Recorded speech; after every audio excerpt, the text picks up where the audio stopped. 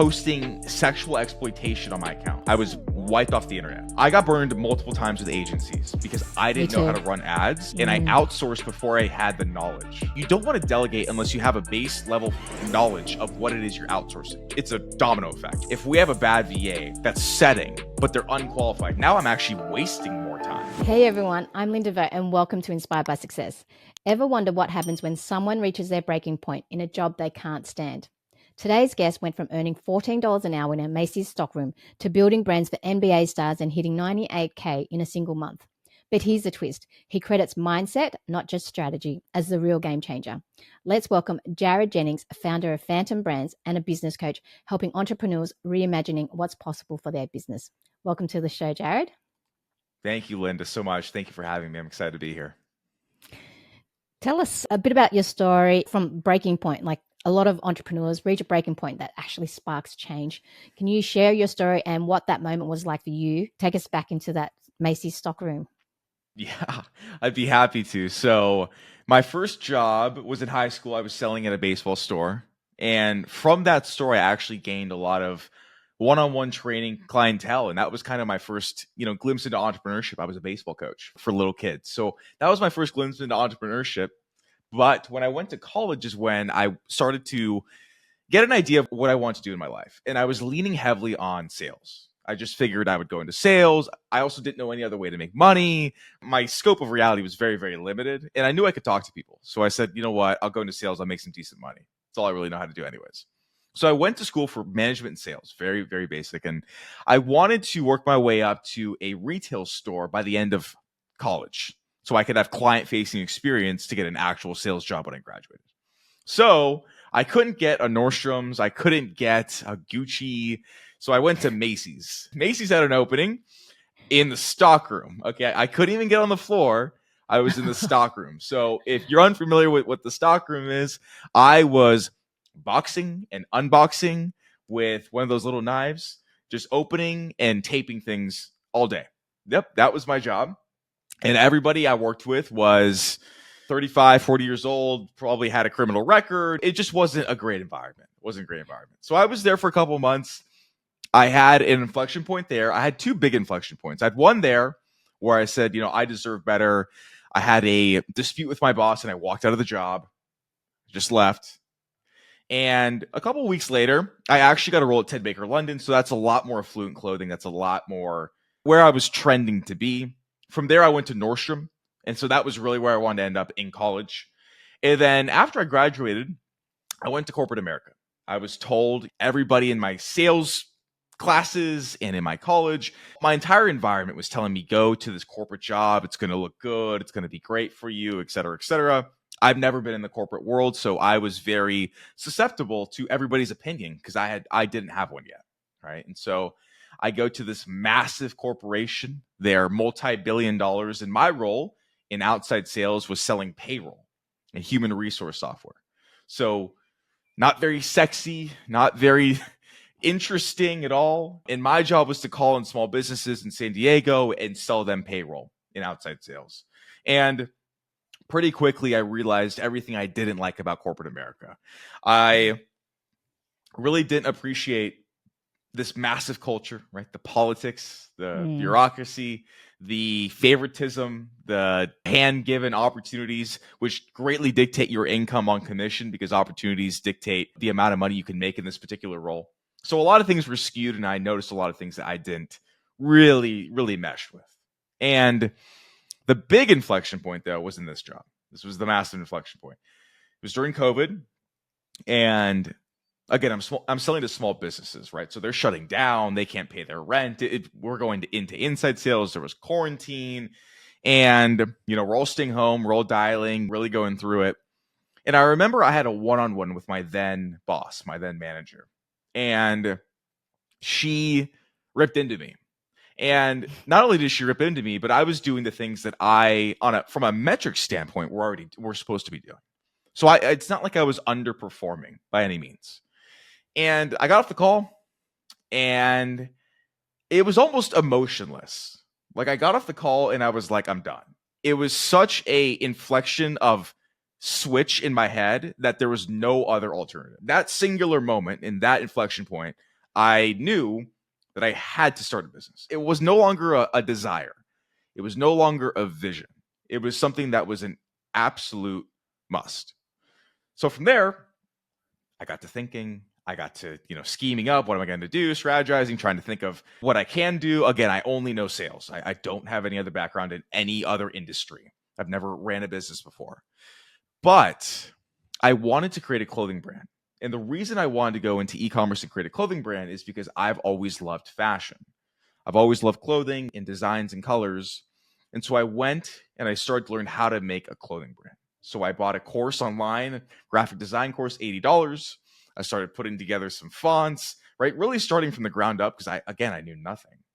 And over the course of the next 8 months, I was talking to manufacturers and trying to create content and really learning as many skills as I could to get the brand launched, like as fast as possible. And I launched my brand in February of 2022. It was streetwear and spirituality. Those were the two pieces I wanted to combine with that brand. And that was the start of my first brand. The first year was very up and down. I mean, that's a whole other story in and of itself, right? But the first year was very, very up and down. A lot of wins, a lot of losses. When you're very green and brand new in entrepreneurship, you don't know what you don't know. And I remember another inflection point was really when I really understood the ignorance to my own ignorance. And I really understood how much I needed to learn. And that was a big moment of, wow, I really don't know anything here. Like I really need to smarten up fast. Long story short on that, went through the first year, got into some wholesale, things got better as time went on because I just persisted. Now, in terms of Phantom and the company that I am running now, we build brands for public figures. So somebody in the NBA, somebody in the NFL will want their own clothing brand. They will come to my company and we will create the designs, oversee production, create the content, create the website, etc. And the way I got into Phantom in this service is because with my first brand, I had relationships in the public figure world. And I recognized that with my own brand, the hardest part was getting it off the ground in marketing or getting that audience, that exposure.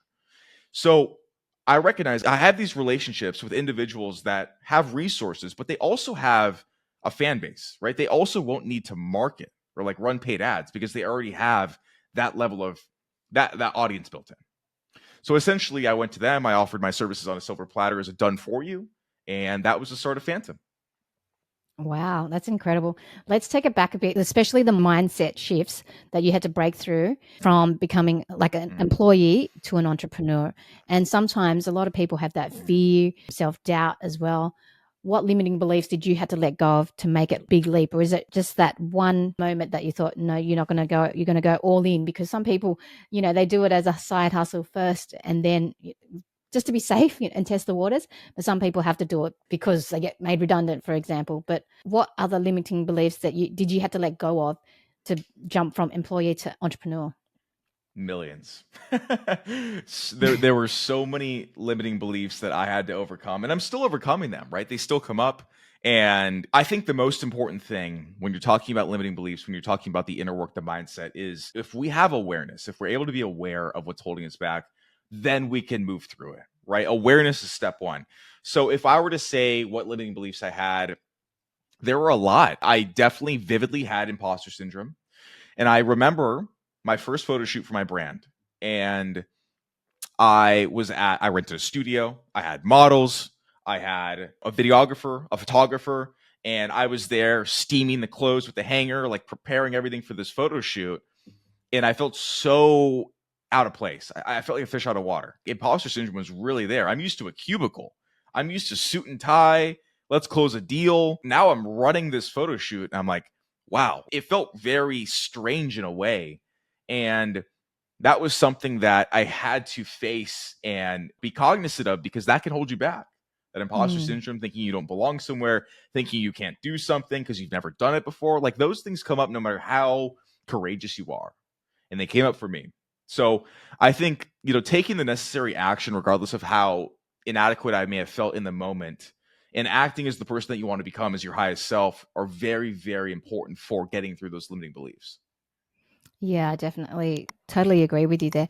Now, I'm curious to know with your journey, because I want to just for a bit of a timeline, how you grew and scaled from having your own brand to building like phantom brands and helping others. You said persistency was one thing that helped you grow, but take us through some of the challenges you and the breakthroughs that you had to go through in order to get to where you are now. And you've had what, 98K in sales in a single month. And take us a little bit through that journey and share those key lessons and failures. I want to hear about the challenges that you had to go through and the triumphs as well, because that's no feat from a short period of time to that level of growth. You had to put systems in place, you had to build a team, your mindset had to be on the right place as well. So I'm curious to know, take me on that journey.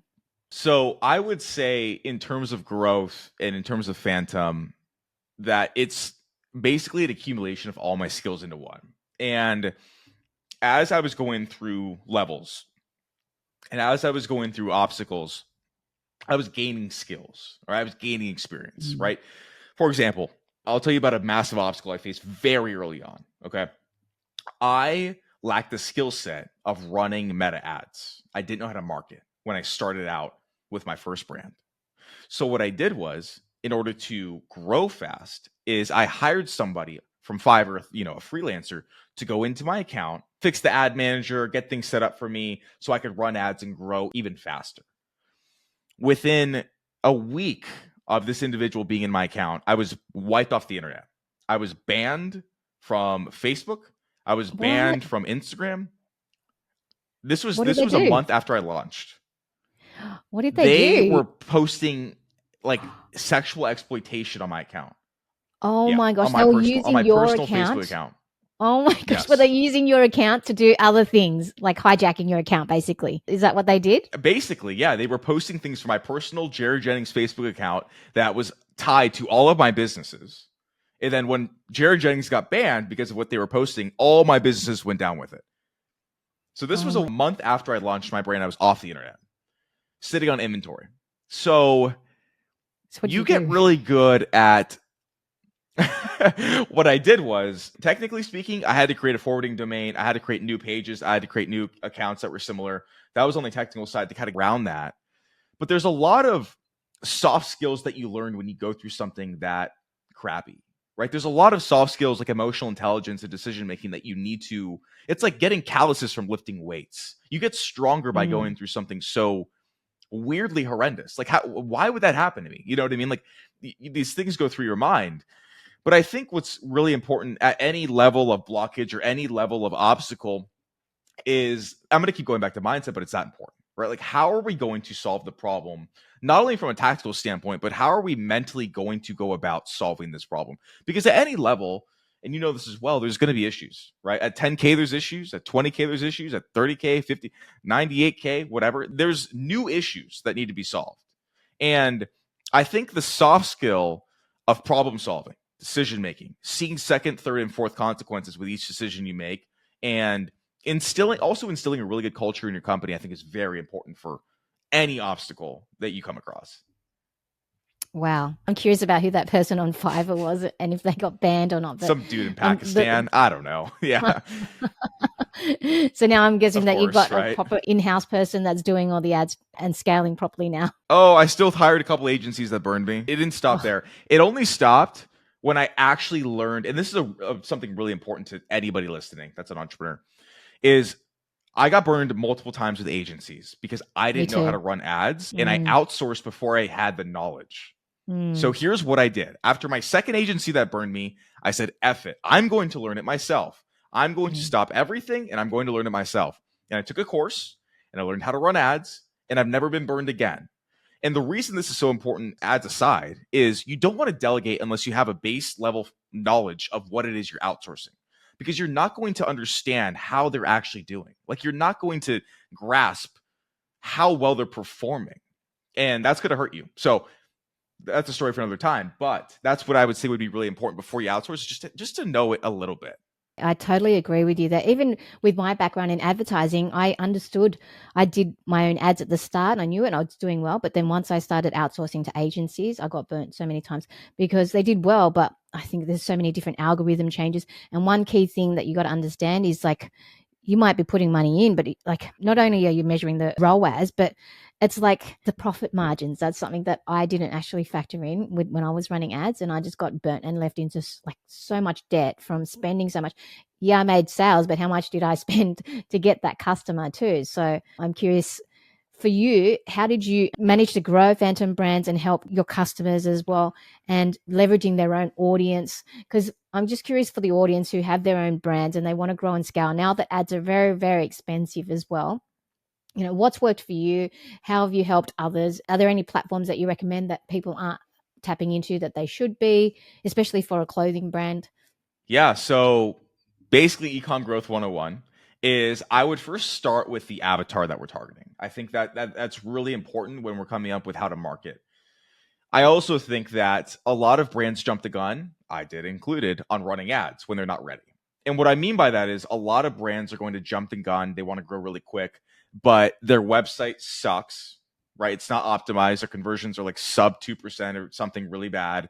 They aren't properly collecting data with emails, so they're not going to convert that traffic that's going to leave, which most traffic does on the first visit, right? There's things that we want to have really in place before we're going to send a ton of traffic to a site. That's what I would say is like, check those boxes, check off your website, check off your email, right? Check off your content, your branding, because we want to maximize our visits. It doesn't make any sense to drive traffic if we're not optimized to handle it. The second thing I would say in terms of platforms is it's going to vary by, again, target audience. Like, where is your audience? And if they're leading on the younger side, typically I'd go TikTok. If they're leading on the older side, I would go Facebook. If they're maybe 25 to 35, Instagram's a great place. And I'm a firm believer in quality over quantity. I know that a lot of people right now, in terms of running paid traffic on Meta, are very, very broad. Like they let the ad do the targeting.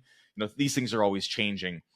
But other ways that I really advise on growing profitably that aren't just ads, because ads fatigue, they get expensive. I mean, it's kind of a slippery slope when it comes to advertising, is one, you could partner with a big influencer and not just partner for a post. I mean, somebody that would actually want to be like the face of the brand and help you grow it for the long run. I think that's a great play. You can give up some equity, but I think if you find the right person to partner with you, that's well worth it. And obviously going to be a lot more worth it than them posting once and hashtag ad. Like that doesn't really work. Like the audience needs to know that that person genuinely likes the brand, right? Yeah. So I think that's a great angle. I also think with TikTok Shop and TikTok affiliates and their influencer platform, that's a fantastic opportunity so long as your brand fits the demographic, because it's so organic. You can check out on the site.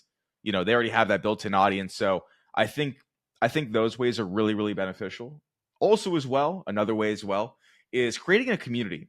And this is kind of a out of the box thinking, but human beings are human beings, right? We all crave that interconnectedness. And I actually just worked with this for a recent client that is gym wear. And we created a community for his customers and new customers to basically enter in when they purchase. That is going to give them access to other people that are like-minded, that are also into the gym. There's going to be like guest speakers and value. So it's basically combining like the community aspect with a brand. And that's going to obviously increase average order value, LTV. Like they're going to stick around longer. They're going to be so engaged. So there's a lot of creative ways you can grow a brand nowadays. It just really depends on who your target audience is. That's true.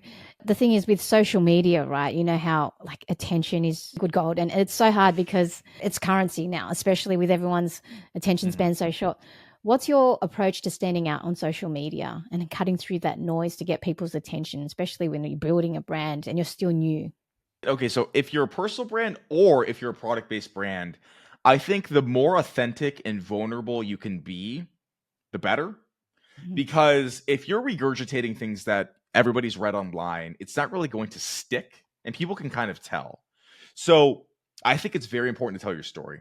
I think it's very important to talk about the difficulties that you've went through that you can now speak on, because it's almost the case where you need to be relatable, right? As a brand or as a person, you need to be relatable. And if you're always on cloud nine, millionaire content every single day and nobody saw the up and coming, it's hard to relate to you, right? Because not a lot of people are there. So I think the more relatable you can be, the better. I think the more authentic you can be, the better. I also think in terms of just basic soft skills, communication is very important. Like if you're not good in front of a camera, just start recording yourself. You don't even have to post it, right? Like record yourself for a month, just doing rants and doing videos. You'll get better at the skill of communication because having that ability is very important.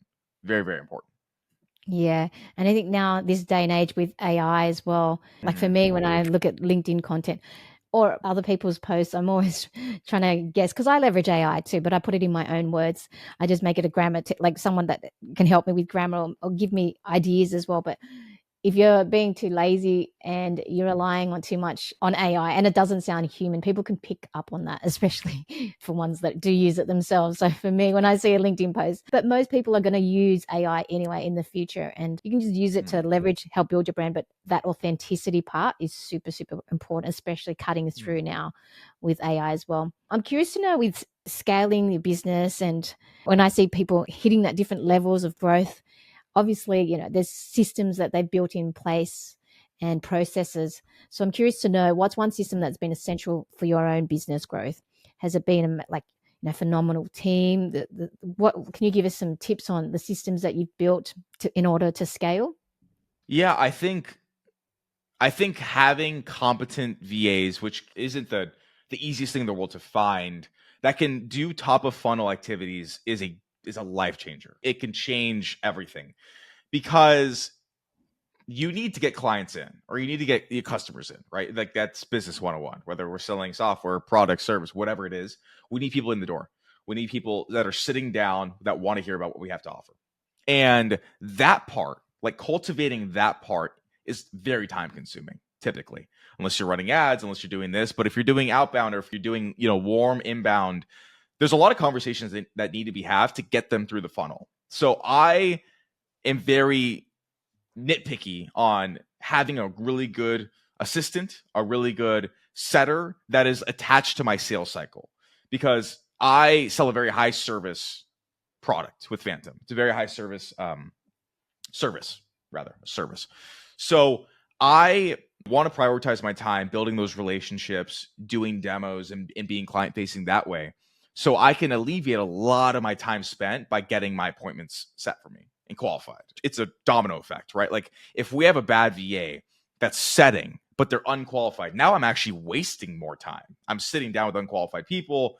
They're not supposed to be here anyways. I'm not supposed to be talking to them. And now it's like a tornado of negative momentum, right? So I really, really like having competent VAs that can actually go like improv and know English very well and really can have those genuine conversations. Because what I've also noticed is conversion matters. So let's say I hire a C player VA versus an A player AV. And the C player doesn't really understand conversationally that well. And so it's like one message and then it's like, here's the booking link. Okay. Then the A player can have those in-depth conversations, get pain points, understand what they need, and then casually in conversation book a time to talk. Like conversion wise, it's going to be 10x better to have that level of depth of knowledge, right? And so what I do is I quantify, okay, the C player is cheaper for sure, and the A player is more. Here's the cost difference. But what is my conversion difference going to be in terms of like booked meetings? And then you can get like breaking down those KPIs because then you're like, okay, X meetings, X closes, right? Conversion rate. And then you can kind of quantify the difference. I know I'm really getting into the weeds here, but like you can quantify the difference of hiring somebody that doesn't really know what they're doing versus having a really good team and a really good system getting you more booked calls, depending on how well you close. So you're trying to find, like, in terms of the setters, a VA that's also got the sales background, or do you like the experience in the sales background as well? Is that what you're trying to say? A bit and just extremely fluent in English and also takes direction really, really well and punctual. So I train everybody. I have training for basically a lot of aspects of my business and all the way down to like bottom of funnel selling and fulfillment and whatever. So I train them. I'm pretty hands-on. I'm with them. As long as they can take direction well, fluent in English, conversational, and have the ability to kind of bob and weave in these conversations to where they're flexible and they can also respond to things, they're going to be really successful. Yeah. Yeah, I find that once you find a VA that's like a game changer, it just does so much for your business as well. But I'm thinking my level because I want to do the coaching thing and I'm starting to do it and I'm contemplating whether or not I should get somebody as a setter as well. But I think in order to do that for me, I have to practice and learn everything inside outs first so that I can train the next person as well. But have you made any key mistakes in hiring? I've made a ton of hiring mistakes. My mistake that I regret is like not letting them go sooner and keeping them on for longer than they should have, knowing deep down intuitively that they're not the right fit for the job or they're making too many mistakes. And then you get better over time at qualifying these people too. But tell me some of really big mistakes that have messed up for you in terms of hiring. So I don't have the problem with keeping them on too long because I have a short leash, so I'll just cut them loose. But I've made a lot of bad hires. A lot of bad hires. I think, the agency story, I've been burned multiple times. In multiple agencies I hired, I trusted a friend that gave me a referral for an agency. Like there was like, I even tried to go about it that way. And I've also hired a lot of video editors in my time as well, a ton. And sadly, I've also made a lot of hiring mistakes there, right? And I think it's difficult with video, right? Like we don't need to go too far into video, but it's difficult with video because they could edit a video so well, but then with yours, it's just like a totally different thing. I don't know if they're outsourcing it. I don't know what they're doing. It's hard to tell when they're not a full-time employee. And as much as they're willing to give before they come on board, before you pay them, the better, right? For example, video editing. If they could give me a micro clip, like give me a minute, just show me a minute of what you can do with my video so I at least can vet you, because it's hard to vet on different styles of video, for example. And I would recommend that to anybody hiring, video or not, whatever it is, if they're willing, which good employees will, if they're willing to give you a little bit of free work just to prove they can do it, right? That's going to give you a lot more confidence in hiring them. I've done that with designers I've hired. I've done that with video, editing, software, basically everything. If I can get a glimpse into what you can do, I'll be confident. That's what I Yeah. recommend just asking for, because they won't necessarily offer it. But if you're open with them and you ask for it, typically they'll be okay with it. Yeah, yeah, I totally agree. And then you can actually see what they're capable of and whether Yeah. because they put that time in first as well. Interesting. You mentioned spirituality there. The thing about me is that I love learning about the spirituality and self-development space, but I'm also fascinated by business. Sometimes if you want to succeed, you need to be on that spiritual level as well. And it's not common that, we talk about manifestation in business, but you've talked about manifestation for success. Can you share an example of how you've manifested a specific business goal? Yeah, all of them. I've been very, very into manifestation, the subconscious mind, creating reality for some years now. I've been meditating for 3.5 years. I got heavily into Joe Wow. Dispenza and other people Mm, of that nature. Tony Robbins. Tony Robbins is more yeah. spiritual than people give him credit for if you really go into his books. He really talks about how I've to control heard. your internal state, how to do a lot of these different things to where you're able to create reality, which is what it fascinates me. Fascinates me. So I guess the biggest one is when I basically hit 100 grand in a month. And that was something that I'd wanted to do. And that was something that I did basically in like a month. It was truly that manifestation, like in real time. What And did you do? it was Were you beautiful. visualizing and meditating on it every morning? Because I'm into the Joe No Dispenza. I'm witchcraft. into all that. It's that no. But the thing is, the power of the subconscious mind. People don't talk about it much in Yeah. business, and if you can apply that in business and in every day, I think it's just going to Mhm. level you up, but for the right reasons as well. So tell us a little bit more how you from wanting to manifest 100K and then you got it in a month. What are the steps that you did? And like, was it all about meditating? Because a lot of the guests that I No. talk to, no, I'll get it from you, but let me hear how you did it. So the reason I quickly said no is because that's a big misconception. So I love meditating. Don't get me wrong. But here is a gap in my practice that I recognized, because I'd been meditating for a long time and I had meditated and visualized things that had never come true. So clearly there was a gap. And here's what I realized from my own experience. The meditating is great, but there's a couple of things that we need to really, really nail down as well. And one of them is we have a lot of subconscious limiting beliefs that, like you mentioned earlier, right? And I started to do exercises to go through my limiting beliefs, my things that were holding me back that I didn't know were holding me back. Like I consciously went through them. and I cleared them out, and I gave myself new beliefs, and I gave myself a new identity. The second thing that I would say is that really made a difference is the state that you're in when you're meditating and when you're seeing the life and whatever you're visualizing that you care about, that you want to manifest. It's not enough to feel it when you're meditating. Like, you need to embody this as a lifestyle, as a identity in every sense of the way, in every detail of your life, going through your day to day. Like, for example, if I want to meditate, manifest 100 grand a month, then I need to be that person, right? I think we all kind of know that about manifesting. Like, you got to be the person, and then reality catches up. So if I'm being that person while I'm meditating and I am focusing in on that, but then let's say I go to the grocery store and I'm panicking about the prices, that isn't really a lie. That just doesn't make any sense. I'm making 100 grand a month. Why would I care about that, right? And that's where a lot of people get tricked up, because they let their current external reality trip them up. They can't hold strong when they're outside of their meditation. And then it drops them back down. So what really clicked for me is the limiting beliefs that I went through, replacing them, and also just embodying it in the details, and just owning it outside of my meditation. That really made a big difference for me.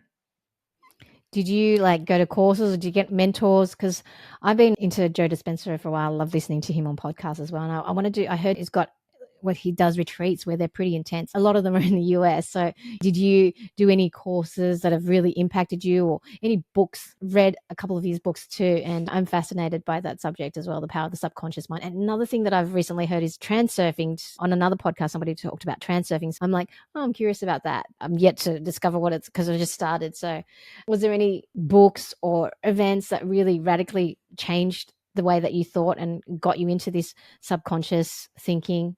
Yeah, there was a couple. So one of them is Reagan Hillier. She's actually from that area, I think Australia, maybe New Zealand. Yes. She has a Mind Valley course. Yes. Did you do that course? I did. It's very good. It's a monthly subscription, like a low ticket on Mind Valley. So check it out. I think she has higher ticket things on her website. I did the one on Mind Valley. I thought it was great. So she's really good. I can attest. She's legit. Also, the audiobook of The Science of Getting Rich. It's free on YouTube. Phenomenal. It's called The Science of Getting Rich by Wallace D. Waltz or Wallitz. It's a phenomenal book for how to think about money. Phenomenal book. Because I had a lot of limiting beliefs around wanting to be rich and thinking it was a bad thing, and he crushed those, which is fantastic. Those really helped. So I would check those out. Yes, I guess it also depends on our upbringing and how we're programmed when we're growing up as well. That's a huge factor, and then breaking into that as well. It's fascinating. That topic for me, I could just go into it for a while. But anyway, I'm a big fan. Many people struggle with imposter, and you mentioned imposter syndrome as well. How do you help clients overcome self-doubt, especially when working with your high-profile clients? A lot of my clients is mindset stuff too. It's personal development. So my coaching is business and personal development. And this is a common problem. So if you're listening to this, don't feel a certain way, because it's very common. And I give them exercises and things to do on a daily basis. And I ensure that they do them regardless of how weird it feels. When you're coming out of an old identity, let's say, and you're becoming somebody new, you're transforming, because that's what it is, right? You're transforming into somebody new. It's going to feel weird. It's going to feel odd, right? It's not going to feel normal, but we need to do it anyways, because we need to program ourselves, right? All imposter syndrome is old programming. That's all it is. So I give them the meditations, the affirmations, the journaling exercises to basically pound into their mind and get out the imposter syndrome. I do it through repetition, through embodying it. Like, no matter how weird it feels, we need to do it every single day. And with time, it's going to get better. It's going to get more natural. And with time, you'll kill the imposter syndrome. But you can't do an exercise once. You need to do it consistently. And you need to do these on a daily basis to where you can actually start to program yourself. I like that. That's powerful. You manage multiple different ventures, and that can be intense. Like we've talked about this before, a lot of people delegate, but how do you maintain your mindset and stay grounded amidst everything and all the multiple different ventures that you have? And do you have certain rituals, like things that you have to do every single day? Like you mentioned meditation, sometimes it could be like exercise. What are the things that rituals that help you as well in terms of maintaining your mindset, staying grounded, but also managing multiple different businesses? So I always meditate in the morning. I always try to stay off my phone in the morning. I always work out every single day. And online business can be very isolating. You're in your office all day, you're in your room or you're wherever you are working, making money. But a lot of people, and I noticed this as well when I would go in really crazy spurts of work, is I needed to make time for human interaction, doing these things because we're not going into an office and networking with people and talking to people all day, right? It's a very different work lifestyle that we have. So, also making time to see my friends, people in business, my family really just helps the mental health, right? It really just rounds out your life. And I think a lot of people go so hard on the grind and lock yourself away, but we're human beings. Like we really needs to round out our life a little bit, get some human interaction, go out of the house, go get some dinners. And I think rounding that out has really helped me mentally stay in the game, right? Because if I were to just go crazy for a month, I would burn out really hard. And it's a marathon, not a sprint. So I really want to Yeah. endure and I really want to stay consistent. And those are the things I put in place to do so. So, what does success personally mean to you? Because it sounds like you've got a few things that your goals and driven in certain aspects: your mind, your health, your family. How would you Yes. define success personally? For me, it would be maxing out my potential in every realm of Mm. life that I care about. In terms of realms, that would be business, financial, it would be health and fitness, and it would be my relationships with others. I think those are the three things that I care the most about at this given moment in time. And if I can max those out with whatever potential I have in me and really just give it my all and do everything I was created to do, I will feel successful. What's your vision for the next 5 years? What's exciting you? What are your goals? What are you hoping to achieve? And the legacy you want to leave? What impact? I really love helping people and I really love the coaching side of what I do. And building a personal brand allowed me to become a coach out of demand, right? People reached out to me after I created content and I'm like, oh, I could do this. Okay, sure. I can coach you. And since then, it's only been a few months, I've really, really, really enjoyed it. And I think in the next 5 years, if not if, but building my coaching business to a very high level where I'm able to impact a lot of people and I'm also able to impact high level people and be somebody that can go up on a stage and talk and public speak about things they've done, I think would be fantastic. I think that is something that I'm aiming at. And I would love for that to be life in 5 years. Mm, I love it. That's very powerful. Guys, if you found this interesting conversation, please let me know what resonated with you the most. Hit that follow, hit that likes and subscribe button as well. Is there any key message that you want to share with the audience? Any key takeaways that have helped you? You are your only limit. I think that's the most important thing I realized is you and your thoughts are your only limit. That's it. Mm. Whatever you want to do, whatever you want to accomplish, you are the only person in your own way. Take the time to study, take the time to understand your subconscious mind, your limiting beliefs, your mindset, your actions, and your life can change so drastically in such a short amount of time that you won't even believe it. There you go. Amazing. Where can people find you if they want to follow and connect with you, Jared? I'm Jared Jennings on all platforms. JaredJennings.com is my main coaching website, my main coaching business. And then YouTube, X, Instagram, I'm on all of them. So Jared Jennings on all of Awesome. them. Thank you. Thank you so much for your time, Jared. Thank you, Linda, for having me.